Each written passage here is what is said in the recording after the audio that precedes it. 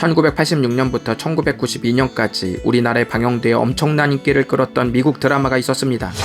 바로 맥가이버입니다. 40대 이상 되신 분들 중에 이 드라마를 모르는 분들은 없으실 것입니다. 얼마나 인기였냐면 맥가이버가 한 머리 스타일이 우리나라에 유행했고, 당시 그가 사용하던 칼 종류는 지금까지도 맥가이버 칼이라고 부를 정도입니다. 주인공은 도저히 불가능할 것만 같은 순간에도 어떻게 해서든 탈출하고야만 기발한 아이디어는 모든 사람들을 놀라게 했습니다. 우리도 현실에서 자주 막다른 길목에 다다릅니다. 하지만 영화에서처럼 인생을 헤쳐나갈 희망의 근거를 찾기란 쉽지 않거나 아예 없기도 합니다. 성경에는 도저히 탈출할 방법이 없는 절망에 처한 사람들의 이야기가 많습니다. 그런데 우리가 도저히 상상할 수 없는 무언가를 하나님께서 감행하실 때가 있습니다. 우리는 그 순간을 은혜라고 말합니다. 아마도 세 번째 사사의 이야기 속에서 우리는 주님의 은혜 앞에 서게 될 것입니다. 세 번째 사사의 이름은 삼갈입니다.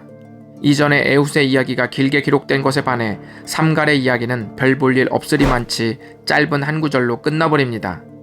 그러나 우리는 세 번째 사사의 짧은 기록에서 은혜가 농축된 두 가지 사실을 발견할 수 있을 것입니다. 첫 번째는 그의 출신입니다. 성경을 보면 삼갈이 아낫의 아들이라고 기록되어 있습니다.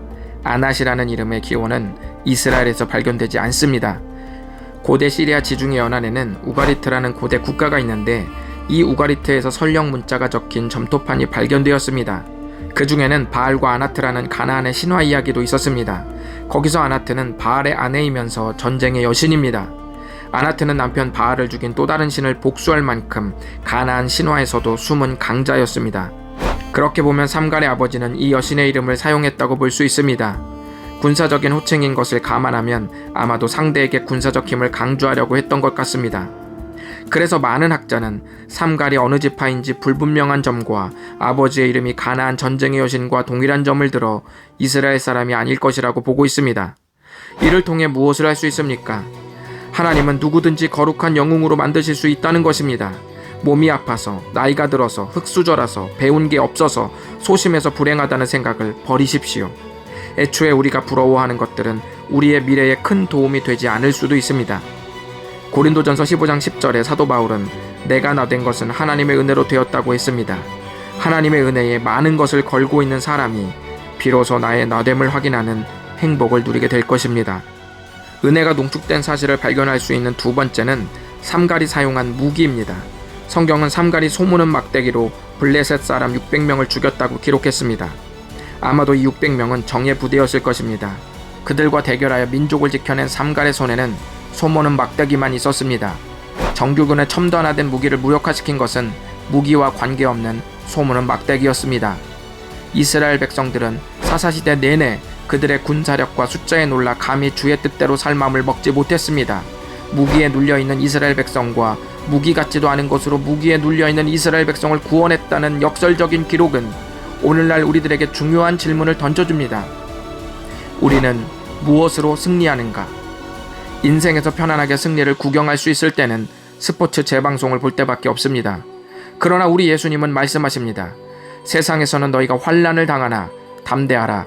내가 세상을 이기었노라. 이겼다고 말씀하신 분은 예수님밖에 없습니다. 주님 안에 있는 사람은 주님의 승리 안에 있는 사람과 같습니다. 그런데 이 승리는 반드시 은혜의 통로로만 오게 되어 있습니다. 신앙생활하는 동안 하나님께서 은혜를 주시면 내가 그때 철야기도한 것을 주님이 보셔서 그것 때문에 은혜를 주시는구나.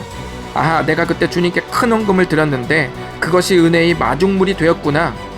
이렇게 결론을 내리면 내가 드린 기도가 은혜의 근거가 되고 내가 드린 헌금이 은혜의 근거가 됩니다.